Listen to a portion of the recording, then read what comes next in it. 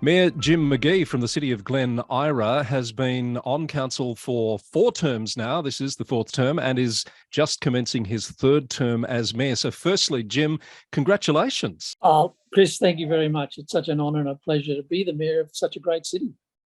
Yes, and you must enjoy it. 4th term on council. And of course, over that period of time, you've built up a body of experience in how the local government sector works, which I think perhaps qualifies you for the opinion piece you've published this week that I want to dig into a little bit with you. You've called for a shake-up of the local government sector in Victoria. What do you think needs to happen? Chris, I think what needs to happen mostly is a really serious grown-ups conversation about everything from cost shifting to the services that we provide, to the conversations that state government have without involving local government that affect local government. And quite often with cost shifting, we see that we bear the brunt of that. And you'll see just in the last election, for instance, free kindergarten. The state government's talking about, what does free kindergarten mean? To me, it means another cost shift to Glen Eira. We have 10 centres. We're already getting inquiries from people about, want to enrol in free kindergarten. We don't have free kindergarten. Yeah. The government hasn't told us how they're going to fund this kindergarten, or do they mean free to them? Yeah. I just don't know. So I need this conversation to be had before we go down the road. As I said before, kicking the can down the road will only go for so long. Sooner or later, you've got to stop and pick up the bloody thing and put it in the bin. So the conversation has to be had as to where are we headed, how are we getting there, and is it really sustainable for local government going into the future? Financial sustainability, I think, is the core of this. Ran my own business for 25 years. If I ran my business like local government runs, I would be asking questions about whether I'm insolvent or not. Jim, you do say you're not talking about amalgamation. What are you saying? Amalgamation shouldn't be part of the conversation? No. Everything should be part of the conversation. Amalgamations are certainly, we haven't seen that since the Kennett days, some 30 years ago, when he did the last big reforms. And there are opportunities, and there certainly should not be not taken out of the question altogether. I've got 4 other councils directly around me, which are brilliant, great, well-run councils. But we've got 5 CEOs, 5 chief financial officers, 5 parks and gardens departments, 5 family and children's services. Why can't the city of Glen Eira do parks and gardens? The city of Bayside do maternal health. The city of Stonington, do roads and maintenance. And we combine and we sort of charge each other for the services. We have to look at other options going forward to, I think, for the sustainability of who we are. And we're talking 5 years, 10 years. We should be talking 40, 50 years. We've been here for a bloody long time. And if we don't have these conversations, we go year in, year out, and I see more and more problems with us at a local level, just in planning, for instance. The regulations that are put on our planners, it costs us about $600 to do a planning application because the government sets the fees. Those fees don't cover the application. And if it goes on to VCAT, we cop the complete cost of the VCAT because we have to prepare all the documents. So we're in a rate capping situation, as you well know, 1.75%. Inflation's running at nearly 7%, and by the end of the year could be hitting 8%. Our cost of operating, if I was running my business, it is costing me more to run the business than I'm actually able to retrieve. Now, only Victoria and New South Wales are capped. The rest of the country can actually have those conversations with their residents. I've got to go to the Essential Service Commission to, if I want to increase that. And these are all because of what's been put on top of us as from state government. So you mentioned New South Wales. There's quite a bit of information coming out of New South Wales at the moment where they find themselves, many councils, in what they're calling a very dire state of financial potential unsustainability, and they're flagging some pretty drastic rate rise programs. Are you watching what's happening there, and are you concerned that perhaps I am. That's us just a bit further down the track? Look, I am, and I'd hate to admit it, but they're probably 5 to 10 years ahead of us. So that means they're in a lot more trouble because no one had this conversation 10 years ago. Certainly. Look, we're about to hear about the new rate cap. I think it's due on the 13th. If that rate cap doesn't start with a 4, Victorian local government's in trouble. 4.25 or more, we've got a chance. Under that, we will continue to struggle. Absolutely continue to struggle. I'm absolutely sure of that. As you're aware, I'm playing devil's advocate a little bit here, Jim. Many will remind us that we are a creature of the state. The state government is our master. They, they set the environment. How do we have that conversation when clearly it's electorally, or the government might say it's electorally unpopular to talk about increasing rates, etc.? Look, and that's the government's fault. The government put out the story about rate capping, and all my neighbours would, if I said to them, rate capping's at 1.75%, they would say to me, great, my rates can only go up by a maximum of 1.75%. I got absolutely no understanding the rate cap is about our income. We can't increase rates by more than 1.75%. So therefore, their rates is controlled by the value of their property in relation to the value of all other properties around them.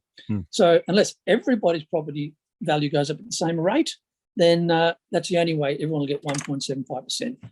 But we can't afford ongoing to continue to pay for all the things that the government are putting onto us, like the crossing supervisors at our schools. We're supposed to be 50-50 share. We're not. We're paying 70%, government's paying 30%. You're talking about libraries, should be 50-50. The government's paying 22%. You've got just look at the waste levy, for instance. They've collected since 2019, I would say upwards of $700 million, Chris. Yet we're still having to pay for our stuff going to landfill. We're not seeing any of that money coming back from state government. State government at some point have got to say, you know what, it's not about us anymore. It's about all of us. And local government, we're the ones on the ground actually with the shovel. State government doesn't hold a shovel or a broom. They just dictate. And we're the ones out dealing with the community, building the infrastructure. We're responsible for some 3.8% of taxes, yet we're responsible for something like more than 50-60% of infrastructure maintenance. This is throughout Australia. With 33,000 people in local government, 33,000 people in local government trying to run this whole state. I'm talking about the conversation that we need to be able to sit down with the new minister. It's the old minister who's been reappointed. Everything old is new again, yes. Everything old is new again. And look, I like the new minister. The new minister and I have had a couple of conversations, and we can have grown-ups conversations where we can agree to disagree. But Chris, it's important for our sector to come together, for us to have the conversations with our neighbouring councils to say, what do you do and what do I do that we can maybe help each other out?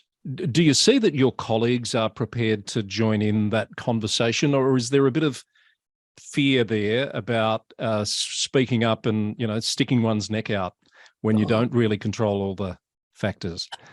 Chris, this neck's been stuck out so many times and it's been whacked so many times. It doesn't bother me anymore. You get to a point where you need to just stop and say, hang on, this is not right. I can't keep on doing what I'm doing. I can't build infrastructure without borrowing serious amounts of money. We're about to, on Tuesday night, coming to our council is a motion to either proceed or abandon our new Carnegie pool.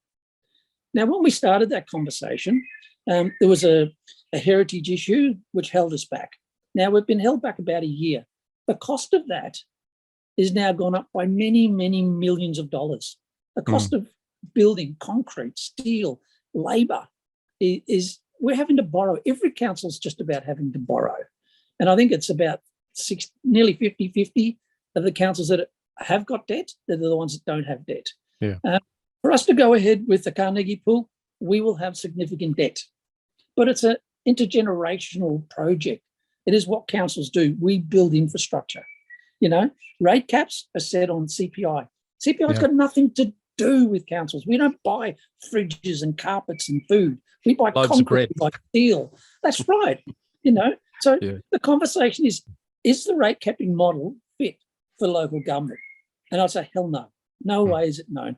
It's a political thing. It's a vote-getting thing. It's we'll keep your rates down, vote for us. And I'm saying the councils in the past who have had really low rates are the ones that are suffering. And we are one of those, second lowest rating council in Victoria. So when we go up 1.75%, we're off a very, very low base. Yeah. Others are 1.75% on a high base. Represents more, doesn't it? So there's a couple of other points I just wanted to quickly touch on that you made. You talk about the roads, rates and rubbish image, I guess, that some people still hold for local government. And you rightly point out that, you know, many councils deliver more than 120 different services. How do we retire that perception that some hold that councils should just be doing the roads, rates and rubbish? And it would therefore cost a lot less. I'd say that's a lot of rubbish. Councils are communities. Communities are councils. We're the ones that supply and provide. Could you imagine the state government taking care of all of that? It'd be such a huge bureaucracy. They would still need organisations like council to actually implement all that work. 120 different services. We actually still, I think we're the only council in Victoria to still run residential aged care. We run kinder, we run daycare, you know, we run delivered meals. There's, like I say, most councils run probably upwards of 120 services. Yeah. State government's not equipped to do that. We are. And the other point you make is, you know, the way contracts are coming in, a lot of councils I've heard are not even awarding tenders because they're so far over what they've estimated and budgeted. Yeah. How much of that is because other sectors see local government as an easy mark with their pricing? Look, that's a really good question. And I do think the industry sees councils as an easy mark, you know, and there's conversations out there. If it's going to be a council tender, it's going to be dearer. I remember not that long ago, we were talking about just building an exiloo. And one of the councils brought in an ad from a newspaper and he could build a 3-bedroom house for the same price as an exiloo. You know, so should we scrap the exiloo and put in a 3-bedroom house? So things are expensive. Like I say, 10 to 20% increase in building costs this year alone. It's massive. You know, it is massive. And that is from borrowings too. You have to borrow to do that. So then you've got interest rates on top of that. So, you know, the poor chief financial officer of any council in Victoria would, you know, be going to bed at night and hardly sleeping when they look at what's coming up. What are their costs? What does their long-term financial sustainability outlooks look like? Glen Eira Council, we're currently going through we're having an outside audit of our long-term financial sustainability by KMPG. And that report will hit us very, very soon. So I wanted that external look to see that we are tracking right. I don't want to be in a position in 5 years' time for the state government to come and say, you know, you have to amalgamate because you can't survive. Yeah. I'd rather we have, as an organisation and as a collective of councils, we have that conversation now. We get ahead of it and we go to the government and say, this is what we think will work and we want you to work with us. So, Jim, I want to commend you for starting the conversation at least, but what's your call to action? What do you think needs or should happen right now and by whom? Chris, I'm not the smartest one around council, but I am smart enough to know that people need to start using their lips. They need to start talking. We need to put it, the VLGA or the MAV need to actually get out there and as the peak bodies and start talking to councils about their issues and start putting together a global picture of councils within Victoria and say, these are real issues. Hopefully, these are some of the solutions, but we need to work with the state, we need to work with the feds, and we need to work with each other. How do we supply, you know, the infrastructure and the community needs to some 7 million people? Metropolitan Melbourne, we got nearly 5 million. When you look at regionals, they got 1.5, nearly 2. So I don't know how the regional councils do it. I've got over 100 rateable properties, 200 rateable properties per kilometre. Parts of rural Victoria have got 4. You know, so they need as much help as we do. Yeah. But we've got, like say, 5 million people that we're responsible for. I've got 160,000 people that I think about every night before I go to bed. Will our trucks go out in the morning and pick up their rubbish? Are our footpaths 840 kilometres of footpaths? Everyone wants it replaced.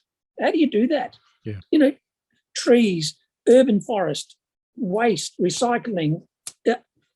Chris, it goes on and on. And if we don't have that conversation, we'll copy Sydney, New South Wales in about 5 to 10 years. Yeah, I was going to say it's a wicked problem, but it's really many, many, many wicked problems all in one, isn't it? And as I say, well done for starting the conversation. If there's anything we can do here to keep the conversation going, we're ready to help. Jim, thank you very much for your time. Chris, always a pleasure, and I look forward to your podcasts each time. Thank you. Thanks a lot. Jim Magee, Mayor of Glen Eira.